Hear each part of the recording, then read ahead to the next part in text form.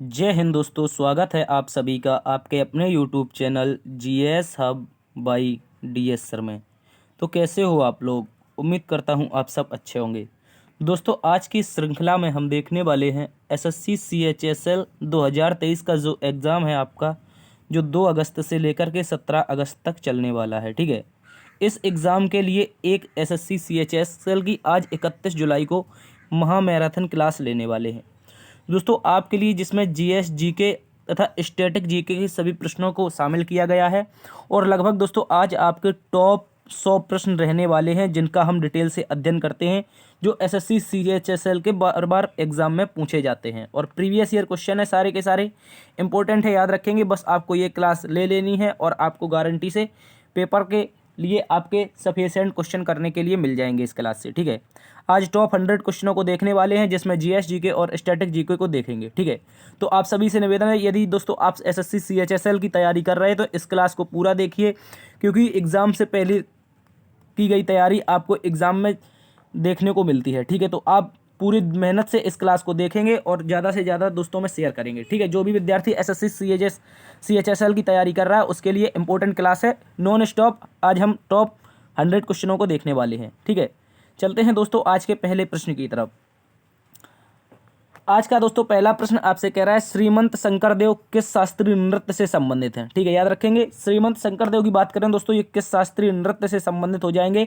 तो याद रखना है दोस्तों, ये श्रीमंत शंकरदेव आपके असम के एक सुप्रसिद्ध कवि एवं नर्तक थे, जो सत्रिया शास्त्रीय नृत्य से संबंधित है। कौन से? सत्रिया शास्त्रीय नृत्य से, जो कि असम में मनाया जाता है। इंपॉर्टेंट है, याद रखेंगे। और इसी शास्त्रीय नृत्य से आपके श्रीमंत शंकरदेव संबंधित हो जाते हैं। चलते हैं अगले प्रश्न की तरफ। अगला प्रश्न दोस्तों आपसे कह रहा है, 1857 में दक्कन का विद्रोह किस राज्य से संबंधित है? तो दोस्तों अगर बात कर ली जाए दक्कन की, तो कुछ इस तरह से भारत का एरिया होता है और यहाँ पर आपका क्षेत्र पड़ता है दक्कन का, जिसका अधिकतर हिस्सा जो आता है दोस्तों वो महाराष्ट्र में आता है। ठीक है, महाराष्ट्र में आता है, तो ये आपका महाराष्ट्र राज्य से संबंधित हो जाएगा दक्कन का विद्रोह। और दोस्तों ये 1875 में जब ये चला था, माफी चाहेंगे 1857 में नहीं था, ये 1875 में था। ठीक है, जब 1875 में ये चला था तो मई और जून के माह में, याद रखेंगे, पुणे और सतारा नामक जिलों में किसानों के द्वारा किया गया एक प्रसिद्ध आंदोलन था, कह सकते हैं दक्कन का विद्रोह इसको। ठीक है, इंपॉर्टेंट है, याद रखेंगे। चलते हैं अगले प्रश्न की तरफ। अगला प्रश्न दोस्तों आपसे कह रहा है, लोथल शहर किस नदी की उपनदी के किनारे बसा हुआ है? यानी कि दोस्तों हमसे पूछा है ऐसी कौन सी नदी है जिसकी एक उपनदी है, उसके किनारे क्या बसा है? आपका लोथल शहर बसा है। तो दोस्तों आपकी हो जाएगी सरस्वती नदी। ठीक है, सरस्वती की एक उपनदी है जिसका नाम है दोस्तों भोगवा नदी। क्या नाम है दोस्तों? इसका नाम है भोगवा नदी। और भोगवा नदी के किनारे हो जाएगा हमारा कौन सा स्थल? आपका लोथल शहर। ठीक है, जो कि हड़प्पा सभ्यता का एक प्रसिद्ध बंदरगाह हुआ करता था। ठीक है, हड़प्पा सभ्यता का प्रसिद्ध बंदरगाह कौन था? तो याद रखेंगे दोस्तों, ये आपका लोथल का हो जाएगा। ठीक है, इंपॉर्टेंट है, जो कि गुजरात में पड़ता है और भोगवा नदी किनारे स्थित है। चलते हैं अगले प्रश्न की तरफ। अगला प्रश्न दोस्तों आपसे कह रहा था, तारीख ए फिरोज शाही पुस्तक की रचना किसने की थी? तो बात करते हैं दोस्तों तारीख ए फिरोज शाही के बारे में। इसकी रचना दोस्तों अगर पूछेगा किसने की थी, तो याद रखना है जियाउद्दीन बर्नी ने। किसने? जियाउद्दीन बर्नी ने लिखा था। ठीक है, इसको याद रखेंगे। और भारत फारसी इतिहास के पर तारीख ए फिरोज शाही एक पुस्तक है। ठीक है, याद रखेंगे, इसमें फारस और भारत का इतिहास लिखा गया है। और दोस्तों ये दिल्ली सल्तनत काल के दौरान लिखी गई थी, जो कि जियाउद्दीन बर्नी के द्वारा लिखी थी। ठीक है, इसको याद रखेंगे। यहाँ पर कह रहा है जो दिल्ली सल्तनत है, इसी के समय का जो शासनकाल था वो पूरा का पूरा वर्णन मिलता है आपका तारीख ए फिरोज शाही में, जिसका जिक्र जियाउद्दीन बर्नी ने किया है। ठीक है, जियाउद्दीन बर्नी एक मुस्लिम राजनीतिक विचारक थे, याद रखेंगे। मोहम्मद बिन तुगलक और फिरोज शाह तुगलक के शासनकाल के दौरान ये वहां पर रहते थे। ठीक है, चलते हैं अगले प्रश्न की तरफ। अगला प्रश्न दोस्तों आपसे कह रहा है, विरूपाक्ष मंदिर किस राज्य में स्थित है? अगर बात करते हैं दोस्तों विरूपाक्ष मंदिर की, तो ये आपका हो जाएगा कहाँ पर? कर्नाटक में। कहाँ पर हो जाएगा दोस्तों? कर्नाटक में हो जाएगा। और कर्नाटक के विजयनगर जिले में। कहाँ पर? जो कि कर्नाटक का नवीनतम जिला है दोस्तों विजयनगर, इसी के हम्पी में स्थित है आपका विरूपाक्ष मंदिर। ठीक है, बहुत इंपॉर्टेंट क्वेश्चन है, याद रखेंगे। और ये हम्पी के जो स्मारक हैं इनके समूह का हिस्सा है। और दोस्तों यूनेस्को की विश्व धरोहर स्थल के रूप में भी इसे नामित किया जा चुका है, इसलिए इंपॉर्टेंट हो जाता है और एसएससी इसको बार बार पूछता है। ठीक है, इसको आप लोग अच्छे से याद रखेंगे, कर्नाटक में हो जाएगा। चलते हैं अगले प्रश्न की तरफ। अगला प्रश्न दोस्तों आपसे कह रहा है कि गांधी जी अफ्रीका से भारत किस वर्ष वापस आए थे? तो ये एसएससी का एक फेवरेट क्वेश्चन बन चुका है। इसमें गांधी जी के बारे में उम्र भी पूछ लेता है, कब आए थे दोस्तों ऐसा भी पूछ लेता है, और कहाँ पर आए थे ऐसा भी पूछ लेता है। तो सबसे पहले चर्चा करते हैं 9 जनवरी 1915 की। दोस्तों 9 जनवरी 1915 को महात्मा गांधी जी दक्षिण अफ्रीका से पूर्ण रूप से भारत वापस आ जाते हैं। ठीक है, इस दौरान महात्मा गांधी जी की उम्र भी पूछता है, तो याद रखना है इस दौरान गांधी जी की उम्र दोस्तों 45 वर्ष थी। कितनी थी? 45 वर्ष हो चुकी थी गांधी जी की उम्र जब गांधी जी अफ्रीका से कहाँ पर आए थे दोस्तों, भारत आए थे। ठीक है, अगर इनके जहाज की बात कर लिया जाए तो दोस्तों ये एक अरबिया जहाज था जो कि मुंबई के अपोलो बंदरगाह पर उतरा था। ठीक है, यानी कि अरबिया जहाज ने मुंबई के अपोलो बंदरगाह को छुआ था। यहीं से गांधी जी कहाँ पर आ चुके थे, पूर्ण रूप से भारत आ चुके थे। और इसके पश्चात गांधी जी ने पहला आंदोलन 1917 में किया था जो कि किसान आंदोलन था। इसके अतिरिक्त 1918 में इन्होंने दोस्तों गांधी जी का मजदूर मिल सत्याग्रह होता है। इसके अतिरिक्त 1919 में गांधी जी का एक और आंदोलन होता है जो खिलाफत आंदोलन के नाम से जाना जाता है। ठीक है, इसके अतिरिक्त 1920 में दोस्तों गांधी जी क्या करते हैं, असहयोग आंदोलन करते हैं। ठीक है, 1930 और 31 में, ठीक है, 30-31 में गांधी जी का सविनय अवज्ञा आंदोलन चलता है। ये भी आप लोग अच्छे से याद रखेंगे। चलते हैं अगले प्रश्न की तरफ। अगला प्रश्न दोस्तों आपसे कह रहा है शेरशाह सूरी ने किस मुगल शासक को हराया था। तो दोस्तों अगर बात कर लें हम यहाँ पर शेरशाह सूरी के बारे में, तो ये मुगल शासक हुमायूं के मध्य दोस्तों 2 युद्ध होते हैं। कौन कौन से युद्ध होते हैं आपके शेरशाह सूरी के, एक तो 1539 में चौसा का युद्ध होता है, जबकि दूसरा 1540 में आपका बिलग्राम का युद्ध होता है। ठीक है, जिसे हम कन्नौज का युद्ध कहते हैं, बिलग्राम या कन्नौज का युद्ध होता है। और इन दोनों ही युद्धों में दोस्तों आपका शेरशाह सूरी जीत जाता है। इसको भी आप लोग अच्छे से याद रखेंगे। और इसने शेरशाह सूरी ने सूरी वंश की दिल्ली में स्थापना कर देता है। ठीक है, जब 1540 में जब बिलग्राम के युद्ध के बाद हुमायूं भारत छोड़कर यानी दिल्ली छोड़कर भाग जाता है, तो आपको याद रखना है दोस्तों, इस दौरान क्या होता है, शेरशाह सूरी ने सूर्यवंश की स्थापना कर दी थी यहाँ पर दिल्ली में। ठीक है, याद रखेंगे, दिल्ली छोड़कर भाग गया और दिल्ली में सूर्यवंश की स्थापना हो जाती है। चलते हैं अगले प्रश्न की तरफ। अगला प्रश्न दोस्तों आपसे कह रहा है अलाउद्दीन खिलजी ने भारत के गुजरात अभियान के लिए किसे भेजा था। यानी कि दोस्तों कह रहा है कि जो अलाउद्दीन खिलजी है इसने एक गुजरात अभियान चलाया था, उसके लिए अपने 2 प्रमुख सेना नायक भेजे थे। इनमें से कौन कौन से थे, तो ऐसा भी क्वेश्चन पूछा जाता है, याद रखेंगे। एक व्यक्ति था उलूग खां, एक व्यक्ति था उलूग खां, एक व्यक्ति था नुसरत खां। ठीक है, ये दोनों वही व्यक्ति थे जो आपके गुजरात अभियान में अलाउद्दीन खिलजी की सेना की तरफ से जाते हैं। ठीक है, याद रखेंगे, इन्होंने एक विशाल सेना में गुजरात पर आक्रमण कर देते हैं। और इसी अभियान के दौरान नुसरत खां ने, याद रखेंगे, मलिक काफूर को खरीदा था। किसको खरीदा था, मलिक काफूर को। कौन बाजार से खरीदा था दोस्तों, याद रखेंगे, कैम्बे के बाजार से। ठीक है, जो कैम्बे का खाड़ी है गुजरात में, वहीं पर एक बाजार लगता है कैम्बे का बाजार, जो कि बहुत प्रसिद्ध है दोस्तों। इसी कारण मलिक काफूर को 1000 दीनार में खरीदा गया था। तो इसी कारण इसे कहते हैं दोस्तों 1000 दीनारी। क्या कहते हैं, मलिक काफूर को 1000 दीनारी कहा जाता है। ये भी आप लोग अच्छे से याद रखेंगे। तो इसका राइट आंसर हो जाएगा कि गुजरात अभियान के दौरान अलाउद्दीन खिलजी ने 2 सैनिक नायक उलूग खां और नुसरत खां को भेजा था। ठीक है, चलते हैं अगले प्रश्न की तरफ।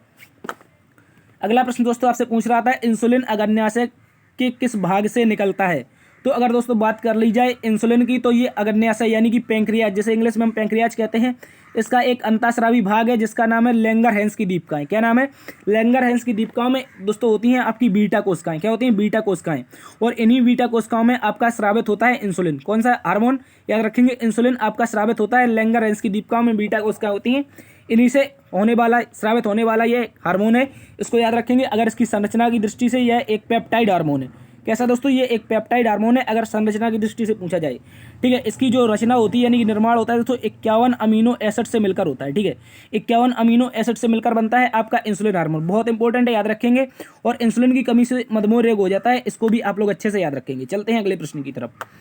अगला प्रश्न आपसे पूछ रहा है वर्तमान में WTO का अध्यक्ष कौन है। तो वर्तमान में अगर बात कर ली जाए WTO के अध्यक्ष की, तो नाइजीरिया की रहने वाली प्रथम महिला है जिनका नाम है दोस्तों नागोजी ओंकाजा-इबिला। क्या नाम है, नाइजीरिया की रहने वाली प्रथम महिला जो कि WTO की प्रथम महिला अध्यक्ष बनी है, इनका नाम है नागोजी ओंकाजा-इबिला। अगर बात करें WTO की, तो इसकी स्थापना 1995 में हुई थी।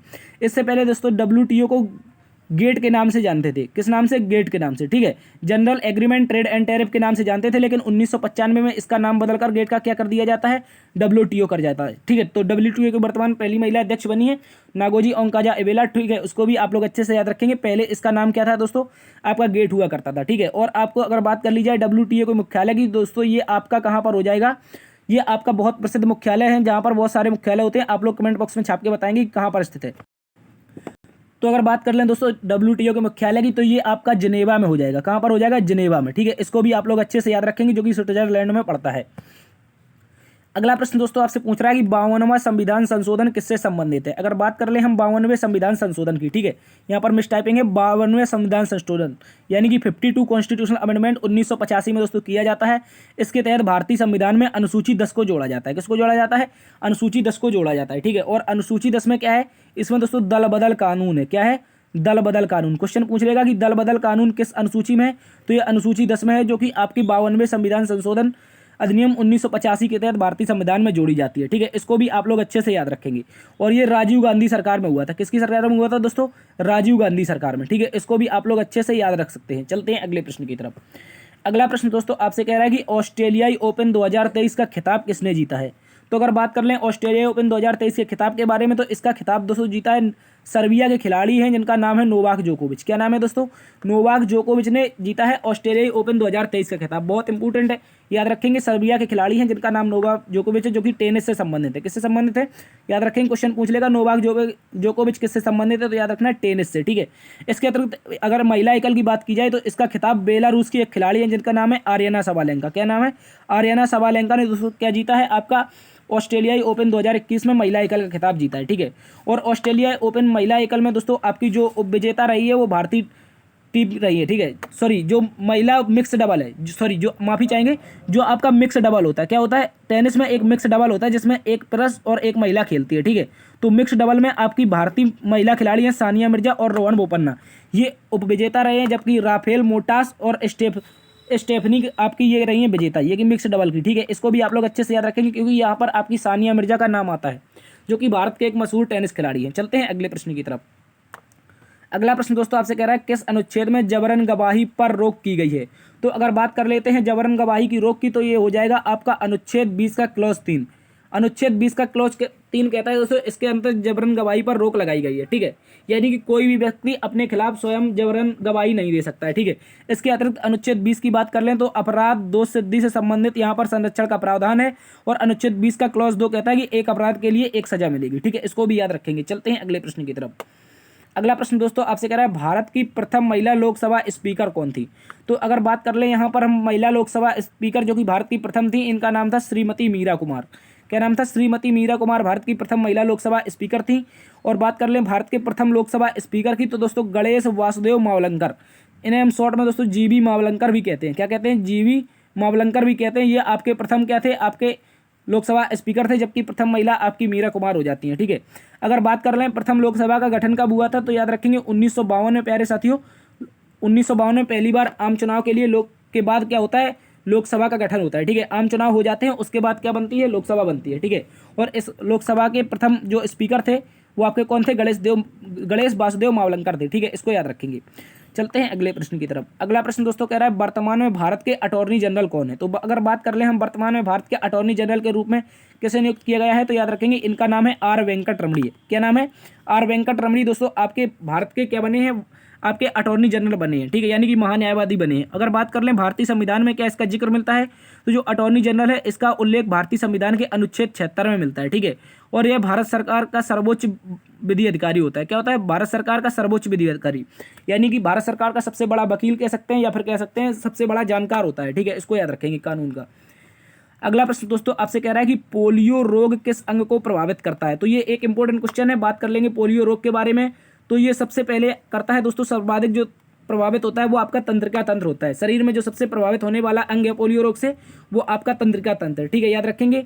इसके अतिरिक्त यह मानव के यकृत को भी प्रभावित करता है। ठीक है, और दोस्तों अगर बात कर लें पोलियो की, तो 2014 में भारत पोलियो मुक्त घोषित हो चुका है। क्या हो चुका है? 2014 में भारत पोलियो मुक्त घोषित हो चुका है। और याद रखेंगे जो तंत्रिका तंत्र को प्रभावित करता है और यकृत को प्रभावित करता है, जो कि पोलियो आपका इंपॉर्टेंट क्वेश्चन है। ये कैसे होता है तो आप लोग कमेंट बॉक्स में छाप के बताएंगे। ठीक है, चलते हैं अगले प्रश्न की तरफ। अगला प्रश्न कह रहा है दोस्तों चारू माथुर किस शास्त्रीय नृत्य से संबंधित है? तो बात कर लेते हैं चारू माथुर के बारे में।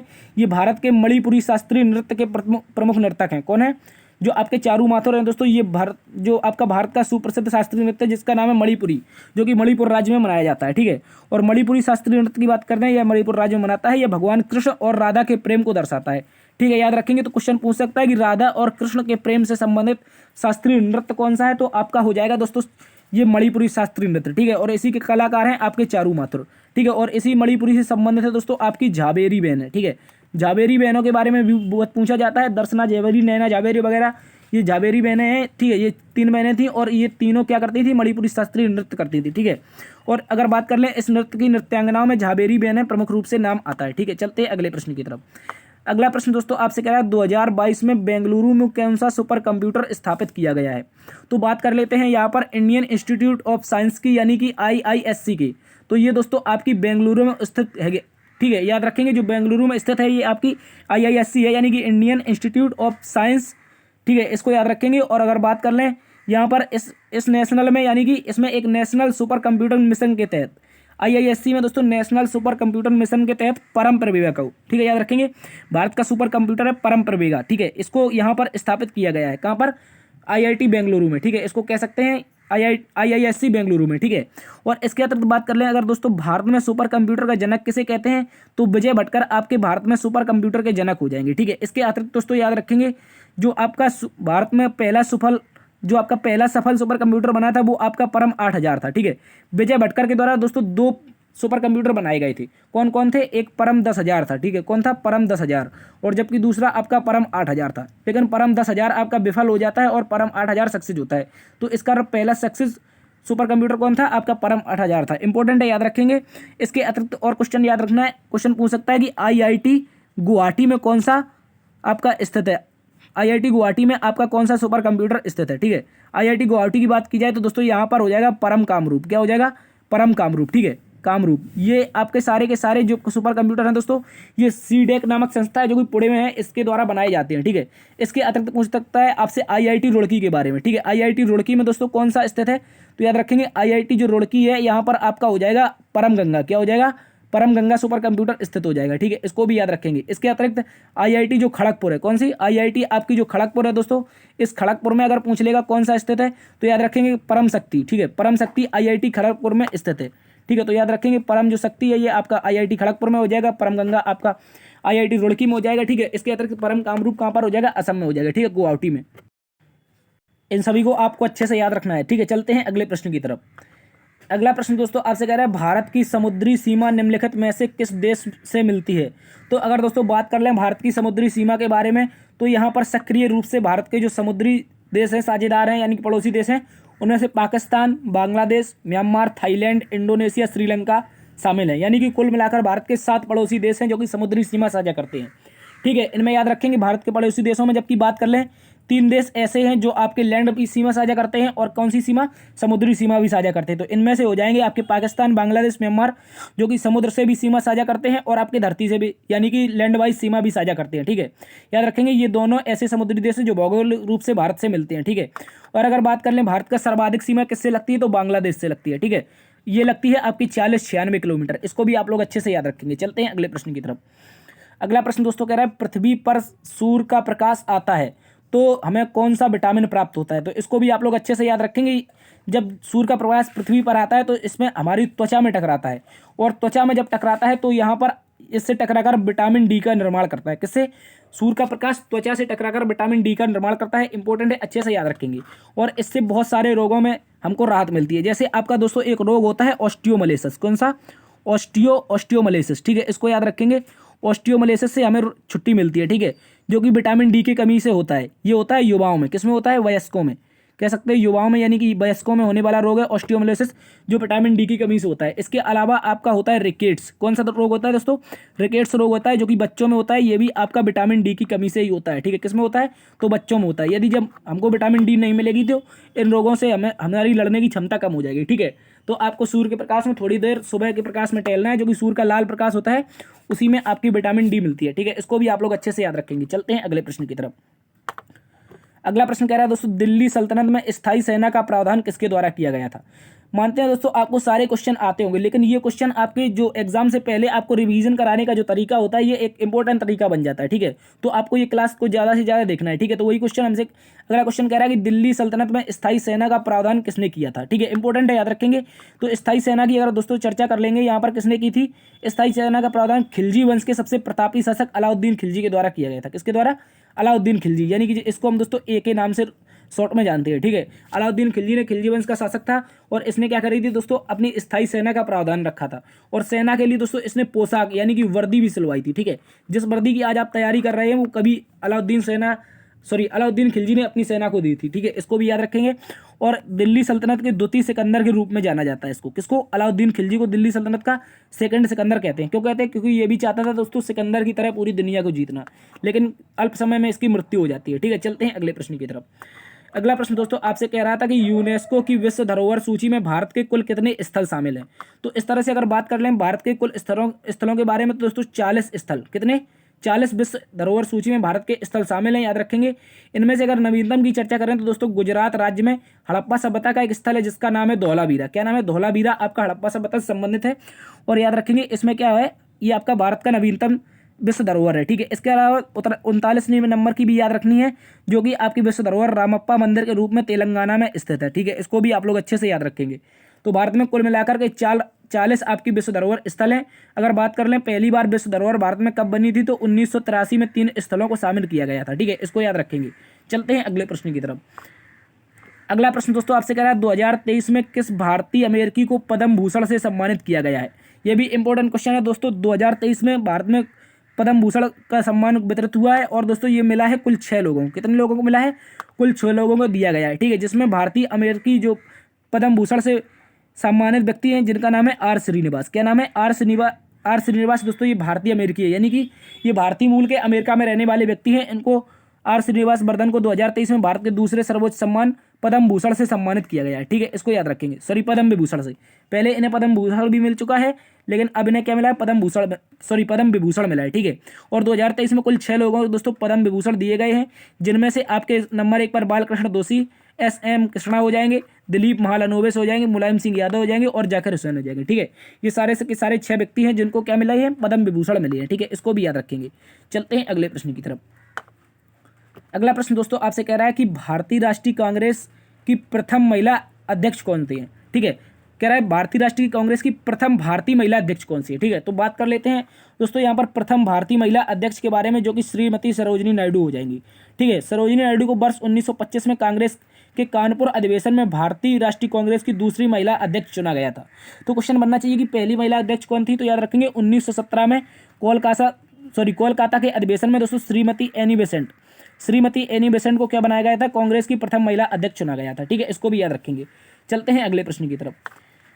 अगला प्रश्न दोस्तों आपसे कह रहा है कामागाटा मारू क्या है। तो कामागाटा मारू की अगर चर्चा कर लें तो ये एक समुद्री जहाज है। क्या है दोस्तों? ये समुद्री जहाज है, और ये एक ऐसा समुद्री जहाज है जो याद रखेंगे जापानी है। ठीक है, और ये जापानी समुद्री जहाज भारतीयों के एक समूह को लेकर के अप्रैल 1914 में कनाडा के प्रवास करने का प्रयास किया, यानी कि कनाडा के तट पर पहुंचा था, लेकिन कनाडा में जो वहाँ की कोस्ट गार्ड थी उसने इसको लौटा दिया। ठीक है, और इसमें दोस्तों पंजाब के 376 यात्री शामिल थे और केवल 24 को ही कनाडा में भर्ती होने कराया गया, यानी कि ये 24 ही भारत के लोग कहाँ पर जा पाए, भाग पाए, घुस पाए, जैसे भी घुसे थे कनाडा में पहुँच पाए थे। 376 इसमें शामिल थे, लेकिन दोस्तों बाकी को भारत लौटा दिया जाता है और ये लौटकर कहाँ पर आता है? कलकत्ता पोर्ट पर आता है। कहाँ पर आता है? कलकत्ता पोर्ट पर। ऐसा भी क्वेश्चन पूछ सकता है कि कामागाटा मारू जहाज कनाडा से लौटकर कहाँ आया, तो कलकत्ता आया था। ठीक है, और यहीं पर जितने भी यहाँ पर यात्री थे इनको बंदी बना लिया जाता है, क्योंकि ये क्रांतिकारी हुआ करते थे। ठीक है, चलते हैं अगले प्रश्न की तरफ। अगला प्रश्न दोस्तों आपसे कह रहा है भाजा में रॉककट गुफाओं की संख्या कितनी है। ये भी क्वेश्चन एसएससी ने अभी हाल सीजीएल में पूछा था, जो कि प्रीवियस ईयर अभी अप्रैल माह में हुआ था एग्जाम। ठीक है, तो इसमें याद रखेंगे भाजा की अगर रॉककट गुफाओं की दोस्तों चर्चा कर ली जाए तो ये महाराष्ट्र राज्य में सबसे पहले तो स्थित है भाजा की रॉककट गुफाएं। अगर इनकी संख्याओं की बात की जाए तो दोस्तों कुल 22 इसमें स्थित गुफाएं हैं। ठीक है, जो भाजा की रॉककट गुफाएं ये महाराष्ट्र में कुल 22 गुफाएं स्थित हैं, और ये गुफाएं दोस्तों बौद्ध धर्म के हीनयान परंपरा से संबंधित हैं। इसको याद रखेंगे। पश्चिमी भारत में सबसे पुरानी है। ठीक है, जो पश्चिमी भारत है, यानी कि ये वाला जो भारत है, यहाँ पर सबसे पुरानी जो गुफाएं हैं वे आपकी भाजा की रॉककट गुफाएं ही है। ठीक है, और ये महाराष्ट्र के भाजा गांव से लगभग 40 फीट ऊपर स्थित है, 400 फीट ऊपर स्थित है। याद रखेंगे इनका उपयोग एक महत्वपूर्ण प्राचीन व्यापारिक मार्ग के रूप में किया जाता था। ठीक है, यानी कि यहीं से लोग व्यापार किया करते थे और रेस्ट के लिए इन्हीं गुफाओं में रुकते थे। ठीक है, चलते हैं अगले प्रश्न की तरफ। अगला प्रश्न दोस्तों आपसे कह रहा है बाबर ने काबुल पर विजय कब प्राप्त की थी। दोस्तों अगर बात कर लें यहाँ पर हम बाबर की काबुल विजय के बारे में, तो काबुल पर विजय कहा जाता है कि बाबर की काबुल विजय ही बाबर के लिए भारत में घुसने का वरदान साबित हुई थी। ठीक है, तो भारत में काबुल विजय ने बाबर के लिए द्वार खोल दिए थे, इसको भी याद रखेंगे। ठीक है, तो 1504 ईस्वी में कब हुई थी काबुल विजय बाबर की, तो 1504 ईस्वी बाबर ने काबुल पर आक्रमण करके काबुल को जीत लिया था। ठीक है, और याद रखेंगे 1507 ईस्वी में इसने गांधार को भी जीतकर पादशाह की उपाधि धारण की थी। ठीक है, मुगल काल का पहला जो बादशाह था उसने पादशाह की उपाधि धारण की थी। किसकी की थी? पादशाह की। ठीक है, इसको याद रखेंगे। बहुत सारे लोग बताते हैं कि यहाँ पर बादशाह की, लेकिन इसने क्या किसकी उपाधि धारण की थी? पादशाह की, जो कि गांधार को जीतकर 1507 ईस्वी में की थी। इसको भी याद रखेंगे। चलते हैं अगले प्रश्न की तरफ। अगला प्रश्न दोस्तों आपसे कह रहा है सर्वोच्च न्यायालय अपने निर्णय पर पुनर्विचार किस अनुच्छेद के तहत करता है। तो अगर बात कर ले सुप्रीम कोर्ट के द्वारा दिए गए फैसले पर यदि पुनर्विचार करना है, ठीक है, तो वो आपका अनुच्छेद 137 का प्रयोग करेगा। कौन करेगा? सुप्रीम कोर्ट अनुच्छेद 137 का प्रयोग करके क्या करेगा? अपने निर्णय को पुनर्विचार कर सकता है या फिर अपने निर्णय में सुधार करके फैसले को बदल भी सकता है, ठीक है। और अगर बात कर लें ये जो प्रावधान है अनुच्छेद 137 का, ये दोस्तों अमेरिकी संविधान से भारत में लिया गया है। कहाँ से? यूएसए के संविधान से, ठीक है। यूएसए के संविधान से भारतीयों ने इसमें लिया है, ठीक है। चलते हैं अगले प्रश्न की तरफ। अगला प्रश्न दोस्तों आपसे कह रहा है पृथ्वी का सबसे बड़ा महासागर कौन सा है। तो ये इसमें कोई दौरा नहीं है, प्रशांत महासागर पृथ्वी का सबसे बड़ा महासागर है, ठीक है। लेकिन प्रशांत महासागर में कुछ अलग चर्चाएं हैं जिनको याद रखेंगे। ये उत्तरी ध्रुव से लेकर दक्षिण में दक्षिणी सागर तक फैला हुआ है, ठीक है। तो एकमात्र महासागर जो इस तरह से उत्तरी ध्रुव से लेकर के दक्षिणी ध्रुव तक फैला है, ठीक है, दक्षिणी सागर तक, ठीक है। इसको याद रख सकते हैं। तो विश्व का इस कारण इसको सबसे बड़ा महासागर भी कहा जाता है, ठीक है। प्रशांत महासागर अमेरिका और एशिया को पृथक करता है, यानी कि प्रशांत महासागर का एक यहाँ पर जलसंधि है, जैसे बेरिंग जलसंधि कहते हैं, ठीक है। यहाँ पर एशिया पड़ता है और यहाँ पर क्या पड़ता है? यूएसए, सॉरी आपका उत्तरी अमेरिका महाद्वीप। तो इन्हीं दोनों को पृथक करता है आपका प्रशांत महासागर, ठीक है। इसको भी याद रखेंगे, एशिया और अमेरिका को पृथक करता है और यह विश्व का सबसे बड़ा तथा सबसे गहरा महासागर है, ठीक है। इसकी जो कुल गहराई है लगभग 11,000 मीटर स्थित है, ठीक है। इसको भी याद रखेंगे। जानकारी के हिसाब से 11,000 मीटर गहराई नाप चुके हैं, ठीक है। और भी हो सकता है, ऐसी कोई जानकारी प्राप्त नहीं है। चलते हैं अगले प्रश्न की तरफ। अगला प्रश्न दोस्तों आपसे कह रहा है सुप्रसिद्ध खानवा का युद्ध किस वर्ष लड़ा गया था। तो अगर खानवा के युद्ध की बात कर लें दोस्तों, 16 मार्च 1527 को आगरा से 35 किलोमीटर दूर स्थित खानवा नामक गांव में हुआ था। किस किस के मध्य हुआ था? तो बाबर और मेवाड़ के राजा राणा सांगा के मध्य हुआ था, ठीक है। मेवाड़ के जो राणा थे उनके सांगा, ठीक है, और बाबर था जो कि मुगल वंश का संस्थापक था, मुगल बादशाह था, ठीक है। इसने क्या किया था? 1527 में आगरा के समीप आपका खानवा का युद्ध लड़ा था, ठीक है। इसको याद रखेंगे। और इसमें जीत भी किसकी हुई थी? तो बाबर की ही जीत हुई थी, क्योंकि बाबर ने अपने भारत में जितने भी युद्ध लड़े थे उसमें बेदरा को छोड़कर सारे के सारे युद्ध जीते हैं, ठीक है। एक ही युद्ध था जो कि बाबर ने हारा था, उसकी चर्चा इतिहासकारों ने नहीं की है, ठीक है। तो पानीपत का प्रथम युद्ध 1526 में इसने इब्राहिम लोदी को हराकर जीता था। किसको? इब्राहिम लोदी को। और इब्राहिम लोदी को दोस्तों इसने युद्ध के मैदान में ही मार दिया था। तो युद्ध के मैदान में मरने वाला दिल्ली सल्तनत का पहला बादशाह भी आपका इब्राहिम लोदी था, ठीक है। चंदेरी के युद्ध की बात की जाए 1528 में हुआ था दोस्तों, चंदेरी का युद्ध था। और ये किस किस के मध्य हुआ था? तो याद रखेंगे ये मेदिनी राय के मध्य हुआ था, बाबर और मेदिनी राय के मध्य, ठीक है, मेदिनी राय के मध्य। इसमें भी बाबर जीत जाता है, ठीक है। और घाघरा का युद्ध बाबर और महमूद लोदी, ठीक है, जो कि अफगान सरदार था, इसके मध्य 1529 में होता है, इसको भी याद रखेंगे। और 1530 में दोस्तों बाबर की मृत्यु हो जाती है, ठीक है, इसको भी याद रखेंगे। चलते हैं अगले प्रश्न की तरफ। अगला प्रश्न आपसे पूछा है कि हीरे का अपवर्तनांक कितना होता है। तो याद रखेंगे हीरे का जो अपवर्तनांक होता है वो आपका 2.4 होता है। कितना होता है? 2.42 होता है, ठीक है। इसको याद रखेंगे। अर्थ यह है कि इसका जो क्रांतिक कोण होता है वो 24 डिग्री के लगभग होता है, ठीक है। जो अपवर्तनांक होता है इससे क्रांतिक कोण का पता चलता है। इसका अर्थ यही होता है कि जो क्रांतिक कोण होगा वो हीरे का लगभग 24 डिग्री होगा, ठीक है। हीरे के भीतर याद रखेंगे अनेक किरणें अधिक मात्रा में पहुंचती हैं, यानी कि हीरे के अंदर जैसे मान लीजिए कोई हीरा है यहाँ पर, ठीक है, आपका वैसा हीरा होता है, ज़्यादा से ज़्यादा उसमें कट होते हैं, ठीक है।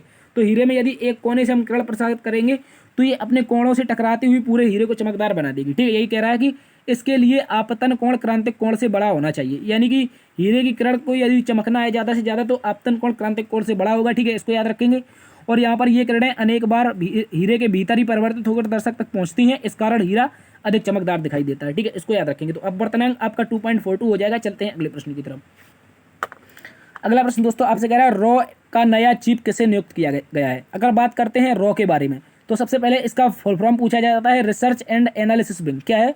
रिसर्च एंड एनालिसिस विंग इसका राइट आंसर हो जाएगा, ठीक है। इसका फुल फॉर्म होता है, यहाँ पर आप इसको देख सकते हैं। रिसर्च एंड एनालिसिस विंग को क्या कहते हैं दोस्तों? रॉ कहते हैं, ठीक है। और अगर बात कर लें रॉ की स्थापना की तो रॉ की स्थापना दोस्तों 21 सितंबर 1968 को की गई थी। कब की गई थी? 21 सितंबर 1968 को इसकी स्थापना हुई थी। और रॉ का दोस्तों मुख्यालय आपका नई दिल्ली में। लेकिन हमसे क्वेश्चन पूछा गया कि नया चीफ किसे नियुक्त किया गया है। क्या है नया चीफ? तो नया चीफ दोस्तों IPS रवि कुमार सिन्हा। कौन? IPS रवि कुमार सिन्हा अभी हाल ही में रॉ के नए चीफ बने, इसको याद रखना है आपको। चलते हैं अगले प्रश्न की तरफ। अगला प्रश्न दोस्तों आपसे पूछ रहा है उत्तर भारत में 1973 के समय कौन सा आंदोलन चलाया गया था। तो उत्तर भारत में चला 1973 के समय जो आंदोलन था दोस्तों ये पर्यावरण की सुरक्षा के लिए चलाया गया था, जिसको दोस्तों नाम दिया गया था चिपको मूवमेंट, यानी कि चिपको आंदोलन नाम दिया गया था। इसको भी आप लोग अच्छे से याद रखेंगे। इसके अतिरिक्त दोस्तों बात कर लें कि ये जो आंदोलन था जिसका नाम था चिपको मूवमेंट, इसका नेतृत्व किसने किया था। तो इसका नेतृत्व किया था दोस्तों सुंदरलाल बहुगुणा ने। किसने किया था? सुंदरलाल बहुगुणा ने नेतृत्व किया था। और चिपको आंदोलन को प्रकृति की रक्षा के लिए महिलाओं के द्वारा बढ़ चढ़कर इसमें भाग लिया गया था।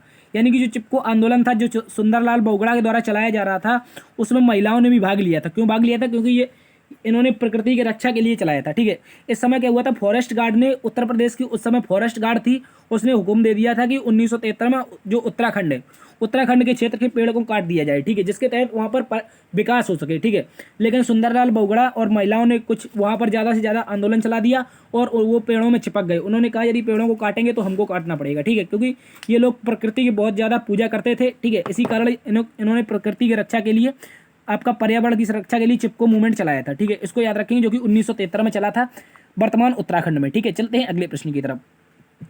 अगला प्रश्न दोस्तों आपसे पूछ रहा है, बक्सर का युद्ध किन किन के मध्य हुआ था। अगर बात कर लें बक्सर के युद्ध की, तो ये 22-23 अक्टूबर, ठीक है, 22-23 अक्टूबर की सुबह हुआ था 1764 में। ठीक है, और बक्सर के युद्ध की अगर बात कर लें तो बक्सर नगर, जो कि वर्तमान में बिहार में पड़ता है, कहाँ पर पड़ता है दोस्तों, ये आपका बिहार में पड़ता है। बिहार में आपका मनाया गया था कौन सा युद्ध, कौन सा युद्ध लड़ा गया था, आपका बक्सर का युद्ध। ठीक है, इसमें ईस्ट इंडिया कंपनी थी दोस्तों, जिसका नेतृत्व हेक्टर मुनरो कर रहा था।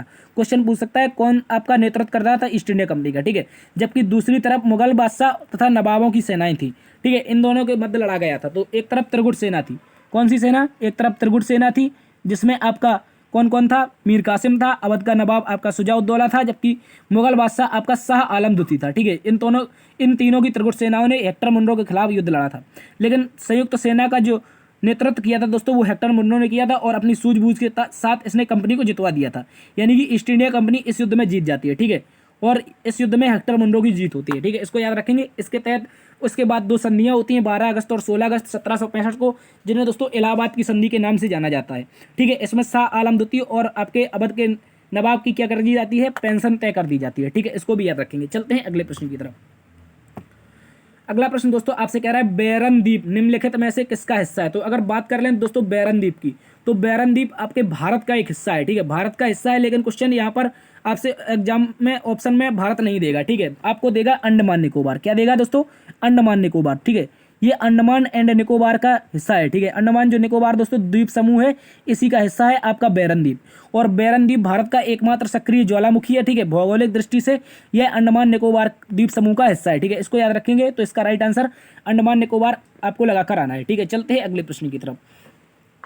अगला प्रश्न दोस्तों कह रहा है आपसे, भारतीय रिजर्व बैंक की स्थापना कब हुई थी। अगर भारतीय रिजर्व बैंक की स्थापना की बात कर लें दोस्तों, 1934 में एक कमेटी बनी थी, जिसका नाम था हिल्टन यंग कमेटी।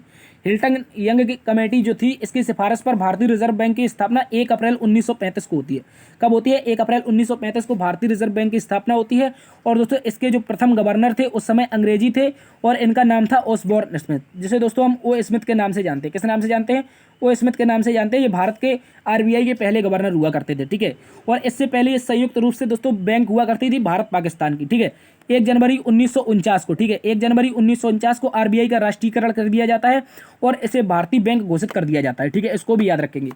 चलते हैं अगले प्रश्न की तरफ।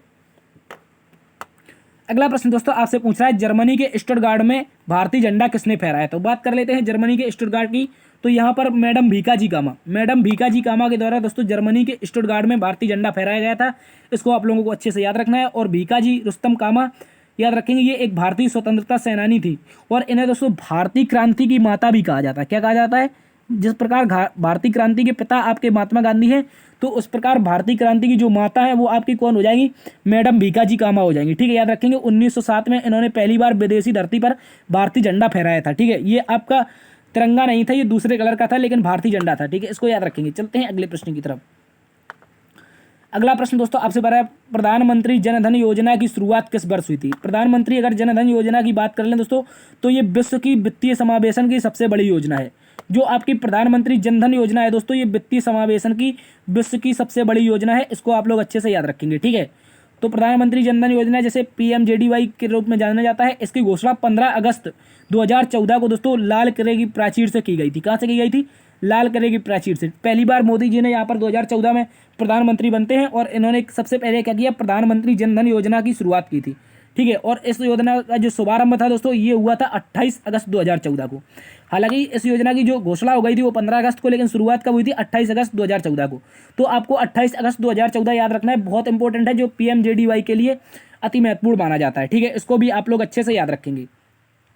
अगला प्रश्न दोस्तों आपसे कह रहा है सती प्रथा का अंत किस गवर्नर जनरल के शासनकाल में हुआ था? तो याद रखेंगे सती प्रथा जो थी दोस्तों ये लॉर्ड विलियम बेंटिक के शासनकाल में, किसके? लॉर्ड विलियम बेंटिक के शासनकाल में, याद रखेंगे राजा राम मोहन राय के प्रयासों से, ठीक है, राजा राम मोहन राय के सहयोग से आपकी भारत में सती प्रथा यानी कि बंगाल में, उस समय बंगाल का क्षेत्र हुआ करता था और बंगाल के क्षेत्र में सर्वप्रथम सती प्रथा का बैन किया गया था, ठीक है। 1829 में सती प्रथा को कानून नंबर 17 के तहत बंगाल में बैन कर दिया और 1833 में दोस्तों अधिनियम बनाकर के पूरे देश में इसको प्रतिबंधित भी कर दिया गया था, ठीक है, इसको याद रखेंगे। 1829 में कानून नंबर 17 के तहत कहाँ पर बैन होती है? बंगाल में होती है। लेकिन 1833 में पूर्ण रूप से एक अधिनियम आता है जिसके तहत सती प्रथा को पूरे भारत में बंद कर दिया जाता है, ठीक है। चलते हैं अगले प्रश्न की तरफ। अगला प्रश्न दोस्तों आपसे पूछ रहा है लाडली लक्ष्मी योजना किस राज्य के द्वारा शुरू की गई है? तो अगर बात कर लेते हैं लाडली लक्ष्मी योजना के बारे में दोस्तों, ये एक प्रमुख योजना है जो महिलाओं की औद्योगिक क्षेत्र में बढ़ावा देने के लिए शुरू की गई है, ठीक है। ये दोस्तों मध्य प्रदेश की योजना है, कहाँ की? मध्य प्रदेश की योजना है और मुख्यमंत्री शिवराज सिंह चौहान के द्वारा इसको शुरू किया गया है।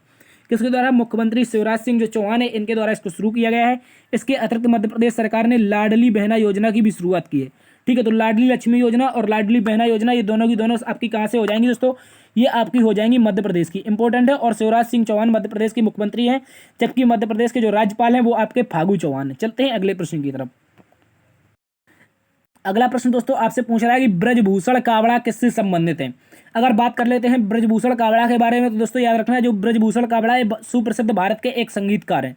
क्या है दोस्तों? भारतीय शास्त्रीय संगीत के साथ संगीतकार हैं और दोस्तों ये क्या बजाते हैं? गिटार शास्त्रीय वाद्य यंत्र बजाते हैं। क्या बजाते हैं दोस्तों? जो ब्रजभूषण कावड़ा है ये किससे संबंधित है? तो याद रखना है गिटार से संबंधित है। ये क्या बजाते हैं? गिटार बजाते हैं। बहुत इंपॉर्टेंट है, अच्छे से याद रखेंगे। चलते हैं अगले प्रश्न की तरफ। अगला प्रश्न आपसे पूछ रहा है बनारस हिंदू विश्वविद्यालय की स्थापना कब हुई थी? तो अगर बात कर लें बनारस हिंदू विश्वविद्यालय की स्थापना दोस्तों 1916 में हुई थी। कब हुई थी? 1916 में। अगर पूछ लेगा किसने की थी तो याद रखना है मदन मोहन मालवीय। किसने की थी? इनको कह सकते हैं एम की पावर 5, महामना मदन मोहन मालवीय के द्वारा 1916 में क्या की जाती है? बनारस हिंदू विश्वविद्यालय, जिसे हम काशी हिंदू विश्वविद्यालय भी कहा जाता है, जिसको ठीक है कहते हैं। तो याद रखना है इसी की स्थापना 1916 में मदन मोहन मालवीय के द्वारा की गई थी। और क्वेश्चन दोस्तों एक और याद रखना है जो कि महत्वपूर्ण बन जाता है कि महात्मा गांधी का जो पहला भाषण था, ठीक है, जो महात्मा गांधी का जो पहला भाषण था, ये क्वेश्चन पूछ सकता है कहाँ दिया गया था? तो ये जो महात्मा गांधी का प्रथम भाषण था ये दोस्तों दिया गया था आपका जो काशी हिंदू विश्वविद्यालय, ठीक है, काशी हिंदू विश्वविद्यालय 1916 में ही दिया गया था, ठीक है, इसको याद रखना है। चलते हैं अगले प्रश्न की तरफ। अगला प्रश्न दोस्तों पूछ रहा है संस्कृत भाषा की उत्पत्ति कहाँ से हुई है? तो अगर बात कर लें संस्कृत भाषा के बारे में, इसकी उत्पत्ति दोस्तों हुई है आपकी कहाँ पर?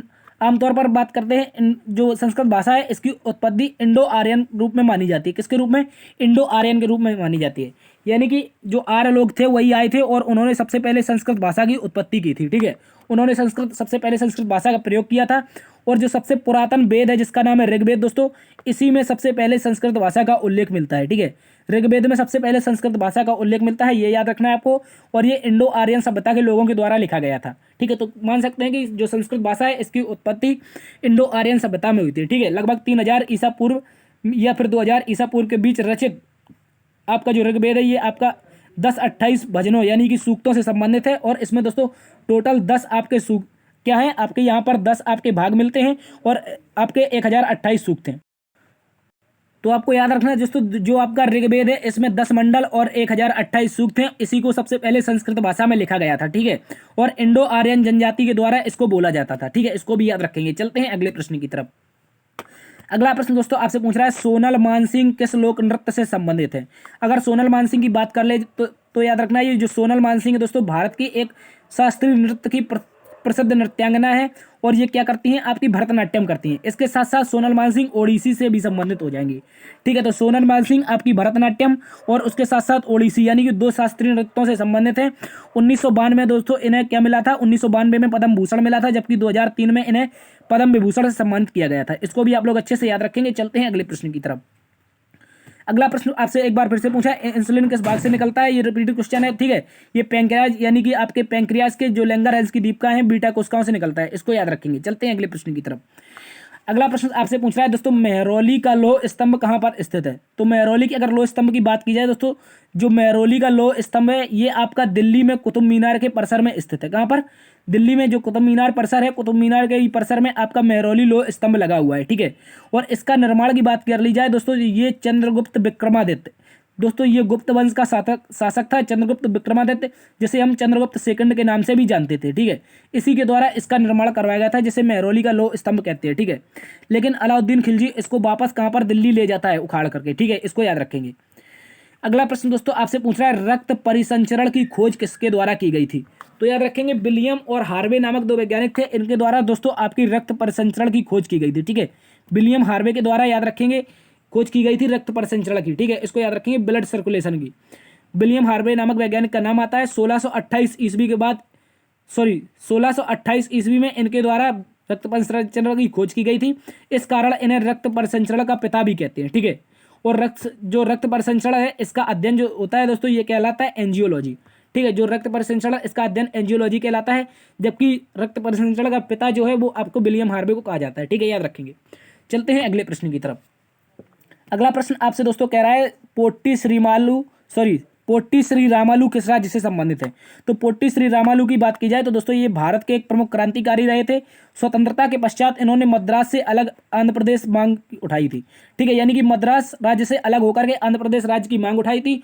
और इस निर्माण को लेकर इन्होंने आमरण अनशन कर दिया, लेकिन सरकार ने इनकी नहीं सुनी थी और इनकी मृत्यु हो जाती। फिर यहाँ पर बहुत ज्यादा विद्रोह होता है और विद्रोह के पश्चात पोट्टी श्री रामालू की जो याद है, उन्हीं की याद में मद्रास से आंध्र प्रदेश को अलग कर दिया जाता है, जो कि भाषाई आधार पर भारत का पहला राज्य बना था, ठीक है। चलते हैं अगले प्रश्न की तरफ।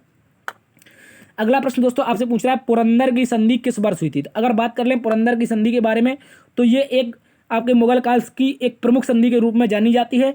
अगर दोस्तों याद रखेंगे, पुरंदर की संधि जो थी ये 11 जून 1665 को हुई थी, ठीक है, 11 जून 1665 को हुई थी, इसको याद रखेंगे। इस दौरान दोस्तों आपके महाराजा शिवाजी कौन थे? मराठा साम्राज्य के महाराजा शिवाजी थे, और आपके मुगल बादशाह जो औरंगजेब था उसका सेनापति जयसिंह था।